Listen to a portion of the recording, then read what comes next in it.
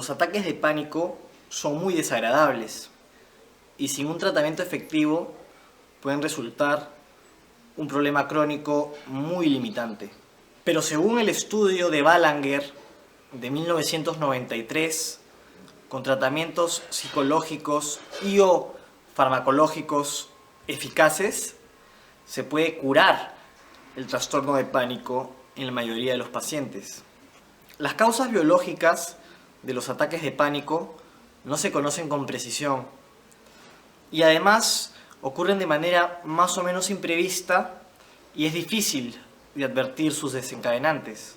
Algunos de sus síntomas son taquicardia, sensación de asfixia, sensación de irrealidad, despersonalización, mareos, etc.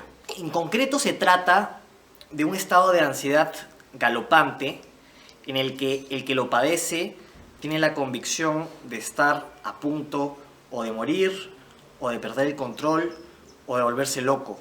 El ataque de pánico se inicia con la malinterpretación de sensaciones corporales benignas, como señal de que va a ocurrir algo terrible. Estas interpretaciones hacen que aumente la ansiedad, la cual a su vez aumenta las sensaciones temidas, que se toman como la confirmación de que lo que se interpreta es correcto. Así se forma el círculo vicioso del ataque de pánico. Si usted aplica técnicas de relajación, podrá notar que puede controlar los síntomas a voluntad y que por lo tanto se deben a un estado de sugestión y no a un problema orgánico. Les aconsejo ver nuestro video 3 técnicas de relajación para que sepan cómo controlar las taquicardias y también cómo controlar la sensación de asfixia a través de la técnica de la respiración diafragmática y de la lentificación de la respiración. Las interpretaciones catastrofistas que aparecen en los estados de ansiedad y en las crisis de angustia se deben a aprendizajes previos, por ejemplo un familiar o una persona famosa que se murió de un infarto, a la intensidad de las sensaciones físicas, por ejemplo, siento tanta presión en la cabeza que esto no puede ser normal, y también a determinadas creencias erróneas, ¿no? Como en medio de una hiperventilación puedo morirme por falta de aire. Nunca hay que considerar una interpretación catastrofista como necesariamente cierta. Hay que considerarla como una hipótesis que podría ser correcta o podría no serlo. Hay que buscar cuál es el apoyo lógico y empírico de esa hipótesis y plantear si es que podría haber otra hipótesis alternativa que se ajuste mejor y que cuente con mayor apoyo. Por ejemplo, sirve recordar si en el pasado ha tenido crisis de angustia, que ya las ha pasado y que no ocurrió nada malo, que sus predicciones fueron erróneas y no sucedió lo que temía. También sirve pensar, por ejemplo, que si se distrae, la ansiedad disminuye y si está en una actitud hipervigilante, la ansiedad aumenta. Todo eso nos hace suponer que nuestra idea de que vamos a morir ha de ser incorrecta.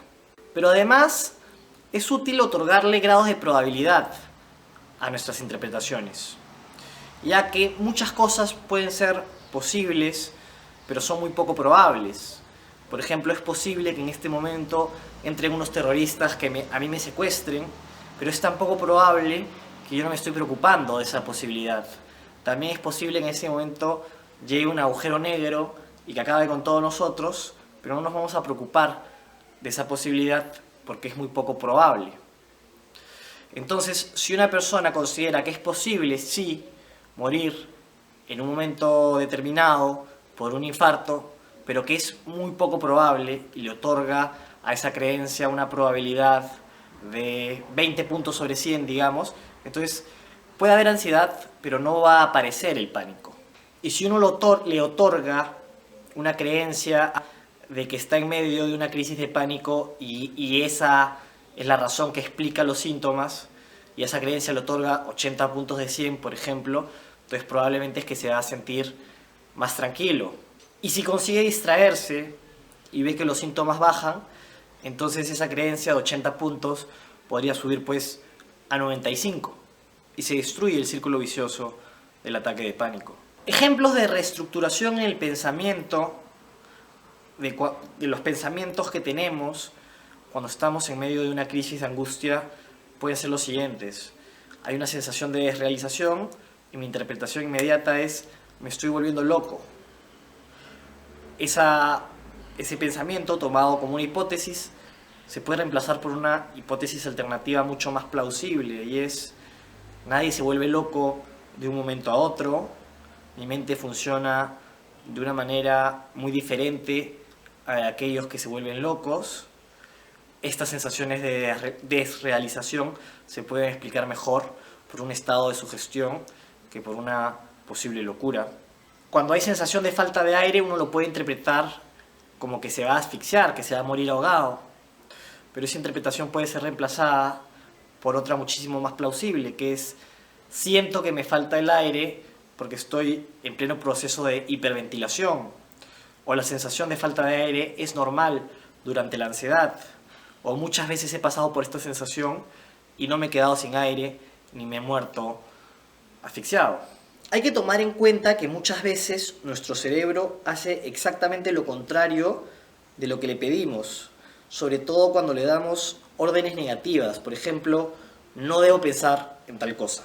Para demostrárselo, le propongo que durante 1 minuto procure no pensar en su nariz, que es algo que en lo que seguramente normalmente no pensaría. Y va a ver cómo en ese minuto le va a ser muy difícil no pensar en ella, y si lo consigue, pues seguramente va a ser por breves fragmentos de tiempo. Lo mismo pasa con la ansiedad, el pánico y las crisis de angustia. Mientras uno haga más esfuerzos por huir de las sensaciones, probablemente estas van a perdurar más y se van a fijar. Pero en la medida en que uno no haga nada por evitar tener las sensaciones, o al contrario, las busque, van a tender estas a disminuir. A veces es muy productivo, cuando aparece la ansiedad, no hacer nada por intentar controlarla. Más bien, recordar el círculo vicioso y no agregar interpretaciones catastrofistas. El paciente con ataques de pánico suele ser una persona con alta sensibilidad a la ansiedad. La sensibilidad a la ansiedad es la tendencia a incomodarse y a preocuparse por los síntomas ansiosos, los síntomas fisiológicos que trae consigo la ansiedad. Una persona, cuando está constantemente autovigilándose, autoobservándose, va a notar sensaciones que otra persona que esté pensando en cualesquiera otras cosas no va a notar. El paciente así teme a ciertas sensaciones y cuando aparecen hace sus interpretaciones catastrofistas. Si usted se distrae durante una crisis de angustia, va a poder notar cómo disminuye su atención sobre las sensaciones y en esa misma medida cómo disminuye su ansiedad. Se puede distraer de muchas maneras, por ejemplo, restando de 7 en 7 desde 100, o cogiendo palabras y quitándoles la primera y la última letra consecutivamente hasta que se quede solamente con 2 letras o con 1 letra, describiendo en voz alta algún objeto cercano, detalladamente, ¿no? Etc. Las conductas que uno realiza para sentirse a salvo tienden a perpetuar las interpretaciones catastrofistas, que en último término son las responsables del pánico.